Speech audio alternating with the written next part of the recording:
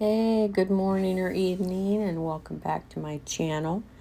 Here is I went ahead and filled in the skull with white, and as you could have told, I did it kind of backwards because all the grayed out area where I had first put the skull on the panel, I then began to color in the black areas with complete white, leaving a kind of shadow behind the skull. So now I am coming in with sepia. And sepia has kind of a yellowish greenish color to it. So it really is good for dulling out areas that you want to look old, or it's good for even, I love it for just taking a metal panel or maybe on a car or a door. You can, there's tricks to use sepia where you can actually spray it on if you take like, maybe I'll just do that next. I will, well, no, I'm doing the parrot. Well, the parrot might have to wait. Sorry, but you can take like I would take a black panel, let's say it's a black car door, and I would maybe dull that out a little bit, sand it out. Then I'd shoot maybe the bottom part with silver or the top part with the silver. Just kind of fade it up a little bit, fade it down a little bit. And then you take the sepia mixed, 50-50 with, water and sepia and in a spray bottle, and you just shoot that thing all over the door and let it just run down and drip. And then in a few places where it looks too dark, you can come in with water and spray it, just plain water in another spray bottle, spray it, and it will drip down and make, lines, and it really makes it look rusted. So it's really a cool technique. And I may just have to show you that on here for all you guys that still do automotive work. I do, but I just don't do it with urethane paints anymore or enamel paints anymore. I do it with watercolor, or not watercolor. Sorry, I've been painting watercolor lately. I do it with acrylics, and you can. About the only thing I found you can't do with acrylic paint is the water droplet technique. But you can still do a lot of techniques with acrylics. But I'm continuing on here, dulling the skull out and making it look older. And of course, I'm not really trying to make it look like a real skull. I just want to make it look cool. So I thought some fire coming up behind it would be awesome. So I put in, you start out with white first on the black car or black panel, and you put your white fire in there. And then after it's white, you layer it with red. Why do you layer it with red next?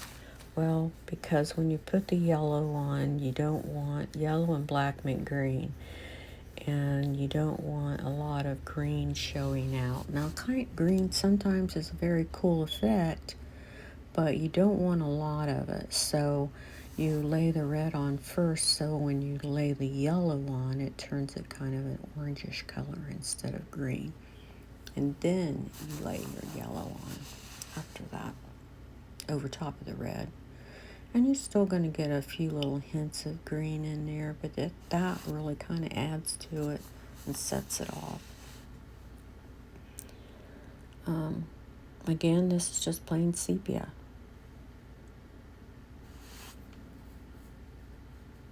Burnt sienna and sepia is awesome for rust.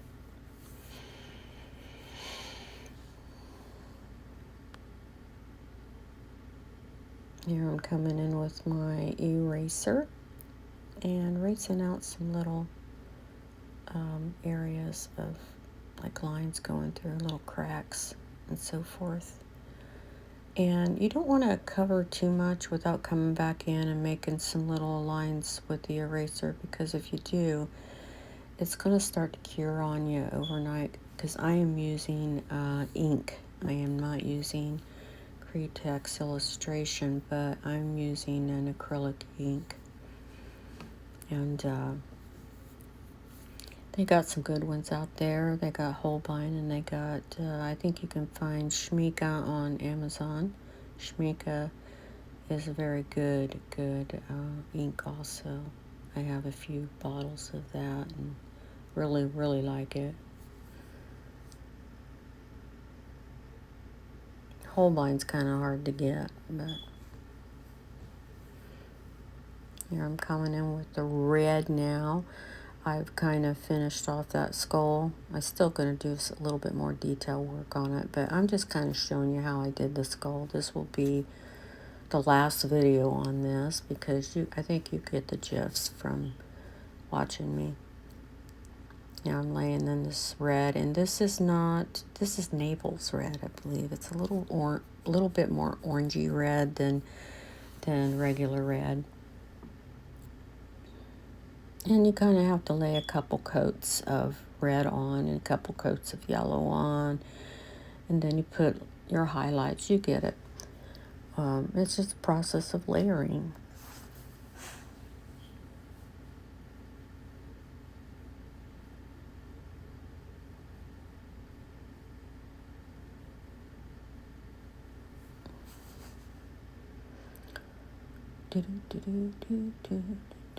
We have had hot weather here in Indiana. It's been about 90 degrees, 92, 93 sometimes. And this week's just a little bit cooler, which is awesome. So I am all for that. Now I'm laying in the yellow, and I think this is just a regular orchid yellow. I don't think it's a neon yellow. You could use a little bit of a neon color if you wanted to. There's lots of like you can actually spray the Cretex illustration over this if you're careful about it. You don't want to blow it out like I did up there at that one, which I will fix that. I may even leave it, depending on, I may add to it and leave it, because it's not, kind of looks like a little streak. Put highlights of white over top of that, and then here's the completed photo. Thank you for watching, and share and come back.